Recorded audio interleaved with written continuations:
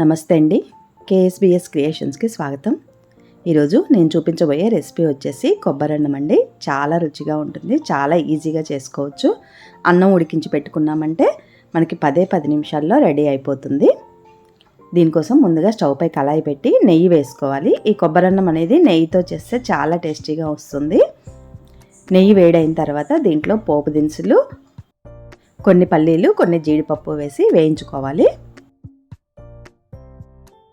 ఇవి ఇలా ఎర్రగా వేగిన తర్వాత దీంట్లోకి ఇప్పుడు సన్నగా పొడవుగా తరిగిన పచ్చిమిర్చి వేసుకొని వేయించుకోవాలి. ఇవి వేయించుకునేటప్పుడే కొంచెం ఇందులో ఇంగువ వేసుకోవాలి. ఇంగువ వేసుకుంటే కూడా చాలా రుచిగా ఉంటుందండి కొబ్బరన్నం. ఇవి వేగిన తర్వాత ఇప్పుడు దీంట్లోకి కరివేపాకును వేసుకోవాలి. అలాగే ఎండుమిర్చిని కూడా వేసుకొని వేయించుకోవాలి. ఎండుమిర్చి ముందే వేసుకుంటే మనకి నల్లగా అయిపోతుంది కదండి, అందుకనే నేను ఇప్పుడు వేసుకున్నాను.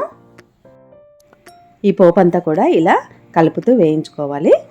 ఇది వేగిన తర్వాత ఇప్పుడు 1 కప్పు వరకు తురిమి పెట్టుకున్న పచ్చి కొబ్బరి వేసుకోవాలి. ఈ పచ్చి కొబ్బరి వేసిన తర్వాత పోపు అంతా కూడా పచ్చి కొబ్బరికి పట్టేలాగా ఒకసారి బాగా కలుపుకోవాలి. ఇందులోనే రుచికి తగినంతగా ఉప్పు కూడా వేసుకోవాలి. మనం అన్నం ఎంతైతే వేసుకుంటామో దానికి సరిపడా రుచికి తగినంతగా ఉప్పు వేసుకోవాలి. ఉప్పు వేసుకున్నాక ఒకసారి బాగా దీన్ని కలుపుకున్న తర్వాత ఒక 2 నిమిషాల పాటు వేయించుకుంటే సరిపోతుందండి. మరీ ఎక్కువసేపు వేయించుకోవద్దు. ఒక 2 నిమిషాలు వేయించుకున్న తర్వాత దీంట్లోకి మనం ఆల్రెడీ ఉడికించి పెట్టుకున్న 2 కప్పుల వరకు అన్నాన్ని వేసుకొని వేయించుకోవాలి. కొబ్బరి ఎక్కువసేపు వేయించుకోవద్దండి, ఎందుకంటే డ్రై అయిపోతుంది బాగా. ఒక 2 నిమిషాలు వేగిన తర్వాత అన్నం వేసుకొని మళ్ళీ ఒక 2 నిమిషాలు వేయించుకుంటే సరిపోతుంది. మరీ ఎక్కువ వేయించుకుంటే బాగా డ్రై అయిపోతుంది, తినడానికి అంత బాగోదు. అన్నం వేసిన తర్వాత ఒకసారి బాగా కలుపుకొని 2 నిమిషాలు వేయించుకుంటే మనకి కొబ్బరన్నం అనేది రెడీ అండి.